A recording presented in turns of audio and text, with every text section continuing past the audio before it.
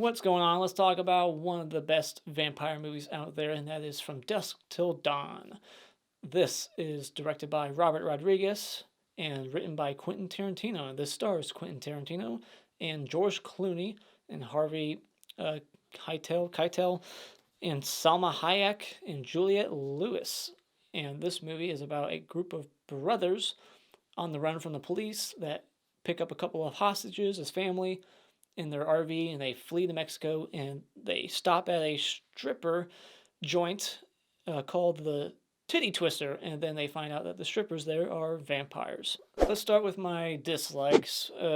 Just the 90s CGI transformations in this movie is really the only stain on it. If they just somehow could have avoided that, which I feel like they could have, just cut away and then cut back, and now they've changed, but they wanted to show them change on film, like in the moment, without cutting away, them transform into a vampire creature, and it just does not look good. So the CGI transformations really just kind of hurt the film a little bit. So that's really the biggest complaint I have here. And Salma Hayek, they made it seem like she was going to be like the main villain, the main head vampire, but no, she's not. So that was deceiving. I wish there was more of her in the movie. She got killed off quite quickly. So that was a bit of a bummer because she's so sexy, and I wanted to see more of her, like in charge of the vampires and fighting George Clooney for much longer. So that was a bit of a missed opportunity. And I do feel like these vampires are just a little too easy to take out, and there's shots where you can just see vampires in the back just kind of standing around doing nothing. Like, realistically, they would just tackle the main character and kill them right away. It was just like, what are they doing back there? They're just like, ugh. So it was just weird choreography, and like, it wasn't believable how they were getting rid of all these vampires. Like, they made it look so easy.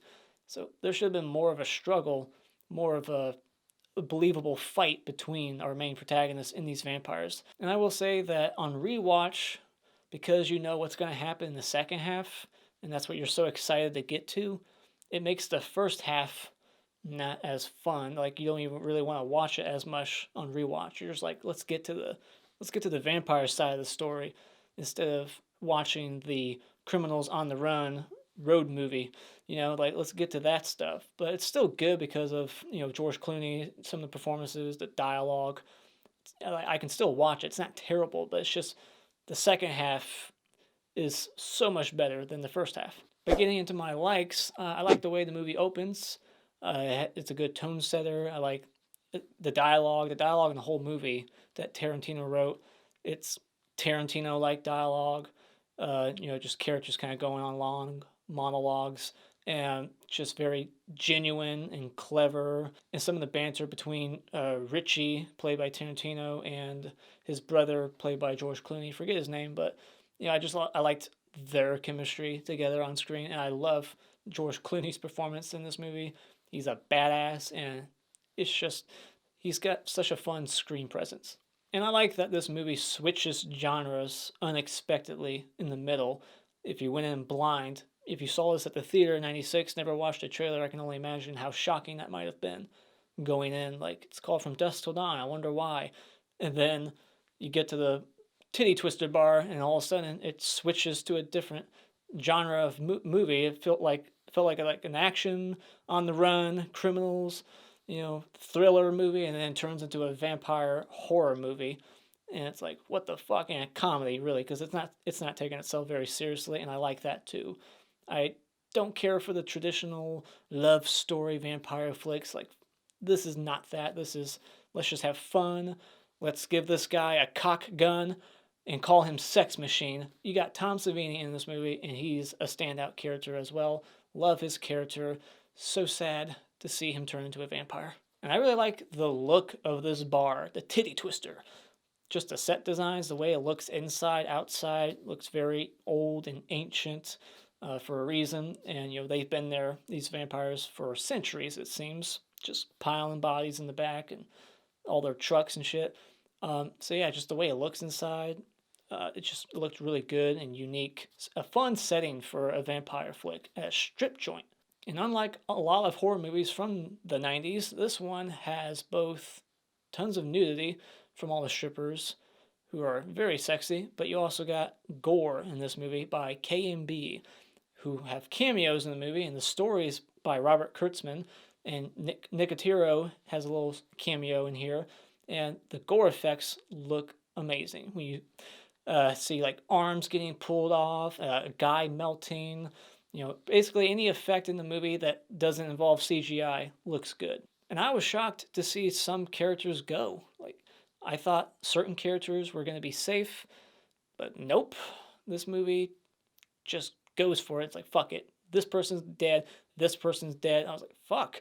I thought they were going to make it till the end. So, final thoughts. I had a good time with this. I thought it's a fun, unique vampire movie that's got just an amazing second half. Just lots of fun. It's a blast, literally. And also just has a high body count, some wacky characters, TNA, gore, just could have done without some of the CGI in the movie. The vampires could have been more threatening and less easy to take out. And I wish there was more Salma Hayek, but at the end of the day, it's still a great movie, one of the best from the 90s. So when it comes to From Dusk Till Dawn, I'll give this movie 4.5 stars. Spoiler discussion. Didn't write a whole lot of notes here, so this will be quick. First up, Michael Parks. He mumbles way too much in the opening. You need captions for this guy. What's he saying? Like, Jesus Christ. Buddy, speak up. So yeah, I didn't hear like a single word this guy said. But anyway, so the brother, Quentin Tarantino, he's just such a trigger-happy guy. He's just killing people left and right. He was mouthing the word, help us. And he's like, I did not. And I love how they throw burning toilet paper and light his ass on fire. And when he lands on like the popcorn bags, the popcorn starts going off. So that was pretty funny. John Saxon has a cameo in here. He's just a cop on TV because he's always a cop. But that kind of disappointed me that he wasn't in the movie more. Like, you're showing me John Saxon just for 2 seconds. Like, he should be in the movie more. He should have like followed them somehow to the bar and like showed up and then gotten killed or something. I don't know. They could have used him. But yeah, Richie, he's a psychopath, kills the hostage. Pretends that she did something wrong, but really he's just a psychopath. And he's very delusional too. He imagines that Juliette Lewis is talking to him saying, please eat my pussy, she says. But he's just hearing it in his head. And that awkward conversation they have later on is pretty good. And Tarantino obviously has a foot fetish. I think that's been well documented. Everyone knows that.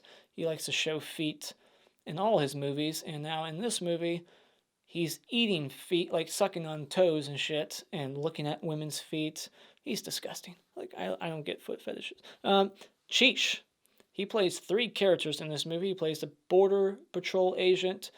He plays the bouncer dude at the strip club, which he's way too small and kind of a wimp to be a bouncer. He's not threatening. But until he turns into a vampire, but then he just easily gets gunned down, so I guess he's not threatening, even as a vampire.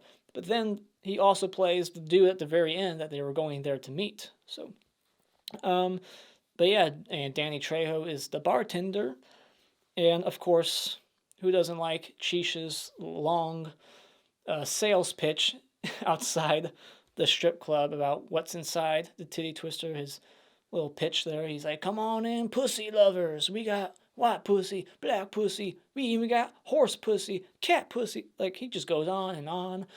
And if you can find a cheaper pussy somewhere else, fuck it. He like breaks the fourth wall. And so then Salma Hayek does a very sexy dance, and she's got like a giant snake wrapped around her and puts her foot right in Tarantino's mouth. And Cheech melts away. That was a pretty cool melting effect, and his like eyes looked like they're filled with like milk.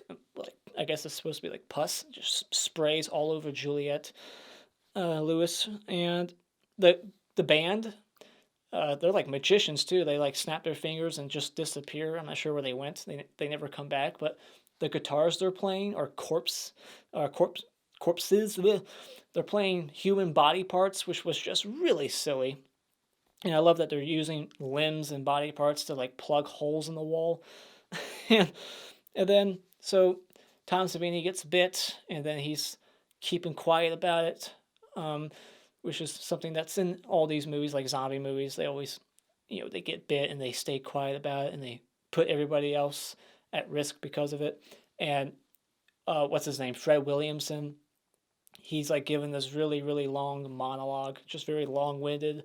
I was in Nam. And then finally he gets cut short by Tom Savini, who bites him and turns him into a vampire. And then Tom Savini, he gets lassoed, decapitated by his own lasso, like he's Indiana Jones, just and but then they just like stab his head and it kills him. Like I thought you had to destroy the heart, because they take the heart out of that one guy and he's still walking around without his heart, and then they stab the heart and then he drops dead. But then other people are just getting shot in the face and it's like, okay, they're dead. Like I thought it had to be the heart, but whatever. But yeah, then like Harvey, he gets bit and then he's killed, and then the little Asian kid that he adopted, he adopted him, right? Maybe it's his real son, but that kid gets like torn apart almost and like blows up. I'm not sure why he blew up. His sister shot him and he just like exploded for some reason. And yeah, and then the sunlight comes in, disco ball goes off, sending the sunlight reflection everywhere. All the vampires just start exploding. And I love the line when George Clooney meets the guy outside, and the guy's like, who are those people? Like psychos? And he's like, no, psychos don't explode when sunlight hits them. I don't care how fucking crazy they are. That's such a great line. It's like, psychos don't explode. And then we see the back of the titty twister place, and we see like all the debris of fallen trucks and all the shit they were pushing back there from all their victims, and like just tons and tons of skeletons and all kinds of shit. It was a great way to end the movie, great end shot, and what a fun movie. So From Dusk Till Dawn, that is the end of my discussion. What are your thoughts on From Dusk Till Dawn? Let me know in the comments below. And as always, if you like what you've seen here, you can hit this like button and become a subscriber today just by clicking on my cartoon face in about 5 seconds. And remember, it's all an opinion. You don't need to get butthurt about it.